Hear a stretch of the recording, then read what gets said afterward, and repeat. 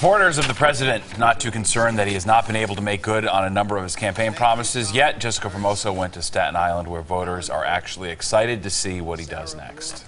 Back in January and February, we spoke to Trump supporters on Staten Island and in Brooklyn. As we approach President Donald Trump's first 100 days in office, we spoke to some of those same supporters, and well, they aren't giving him a perfect score. I give him at least a 9.5. And why? Because I believe he's keeping true to his promises that he said when he was running for office. I would say 8.5, and the only reason it's not a 10 is because I see that just recently what he said in the paper about this job being harder than what he thought. I'm a little disappointed because as a businessman, I think that he should know that. Perfect score or not, Glenn Nocera, president of the Brooklyn Tea Party, and Staten Island businessman Robert Lobelli say the president is living up to their expectations.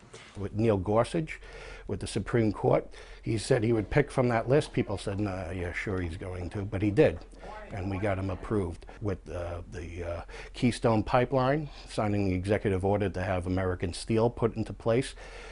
It's America first, American jobs. Even seeing these military tactics that have taken place recently, I give him another A+ just for that alone. One of Trump's first priorities as president to repeal and replace the Affordable Care Act, known as Obamacare, but he did not get the support he needed. If that was a failure, if he wanted to call that, be it as it may, but look, he trying to get his promises through.